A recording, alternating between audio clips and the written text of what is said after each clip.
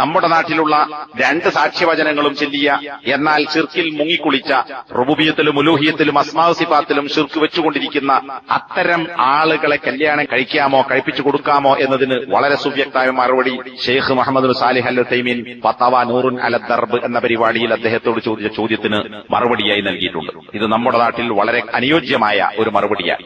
എന്താണത്? അദ്ദേഹത്തോടുള്ള ചോദ്യം ഈ പറയുന്ന സൂറത്തുൽ ബഖറയിലെ ആയത്ത് സൂചിപ്പിച്ചുകൊണ്ട് ഇങ്ങനെ അള്ളാഹു പറഞ്ഞിട്ടുണ്ടല്ലോ, ആ ആയത്തിൽ നിന്ന് മനസ്സിലാക്കാൻ സാധിക്കുന്നത് അത്തരം ആളുകളെ കല്യാണം കഴിക്കാനും കഴിപ്പിച്ചു കൊടുക്കാനും പാടില്ലെന്നാണ് ആണല്ലോ. എന്നാൽ മുസ്ലിങ്ങളിൽപ്പെട്ട ചില ആളുകളെ നമ്മൾ കാണുന്നു, അവർ ഷിർക്ക് ചെയ്യുന്ന ആളുകളുടെ പ്രവൃത്തിയാണ് ചെയ്യുന്നത്. എന്നാൽ അവർ ഷഹാദത്ത് ഉച്ചരിക്കുന്നു.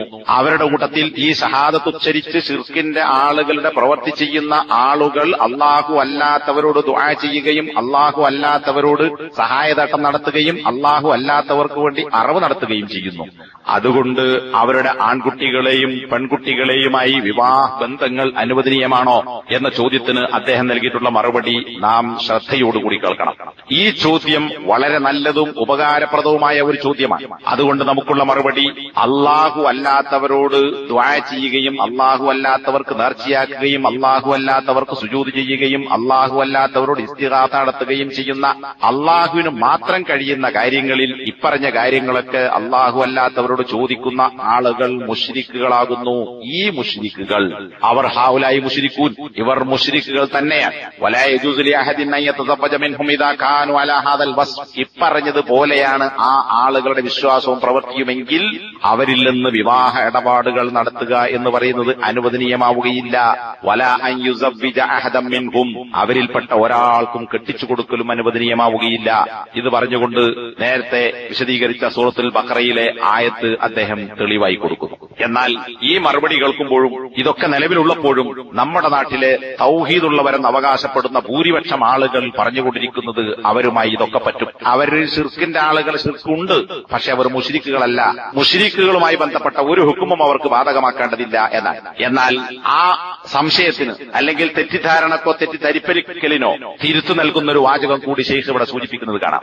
ഈ പറയുന്ന ആളുകളെ പ്രകാരം പൊതുമുസ്ലിമായി കണക്കാക്കുന്ന മുജാഹിദുകളെ സംബന്ധിച്ചിടത്തോളം, ചില സെലഫികളെ സംബന്ധിച്ചിടത്തോളം ഈ ചോദ്യം തന്നെ തെറ്റായിരിക്കും. നീ എന്തിനാണ് അങ്ങനെ ചോദിച്ചത്? ഇതിനൊക്കെ അഖീദയിലും മൻഹജിലും പഴച്ചിട്ടുണ്ട്. ഇത്തരം ചോദ്യം തന്നെ ശരിയല്ല. നീ പണ്ഡിതന്മാരുടെ അടുക്കലേക്ക് പോകണം എന്ന് ഒരുപക്ഷെ പറഞ്ഞേക്കാം. എന്നാൽ ശൈഖ് പറയുന്നു, സംഘടകരുന്നെന്ന് പറയട്ടെ, ചില ഇസ്ലാമിക രാജ്യങ്ങളിൽ പോലും ധാരാളമായി ഇക്കാര്യം കണ്ടുകൊണ്ടിരിക്കുന്നു.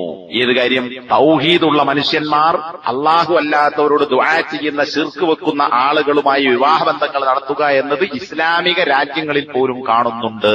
കുറച്ചല്ല, ബിഗത്ര ധാരാളമായി കാണപ്പെടുന്ന ഒരു കാര്യമാണ് എന്നത് സങ്കടകരമാണ്. അപ്പൊ ഇത് ബുദ്ധമതക്കാരനെയോ ജൈനനെയോ ഹിന്ദുവിനെയോ കല്യാണം കഴിക്കുന്നതിനെ സംബന്ധിച്ചല്ല, ലാ ഇലാഹ ഇല്ലല്ലാഹ് ചൊല്ലിയ എന്നാൽ ശിർക്ക് ചെയ്യുന്ന ആളുകളുമായി കല്യാണം നടത്തുന്നതിനെ കുറിച്ചാണ് ഈ പറയുന്നത്.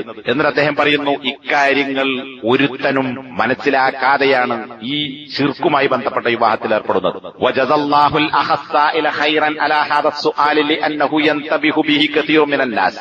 ഈ ചോദ്യം ചോദിച്ച സഹോദരന് അല്ലാഹു ഖൈർ നൽകട്ടെ ഈ ചോദ്യം ചോദിച്ചതിന്റെ പേരിൽ. കാരണം മനുഷ്യരിൽ ഒരുപാട് ആളുകൾക്ക് ഉണർവുണ്ടാകാൻ ഈ ചോദ്യകർത്താവ് കാരണമായിട്ടുണ്ട്.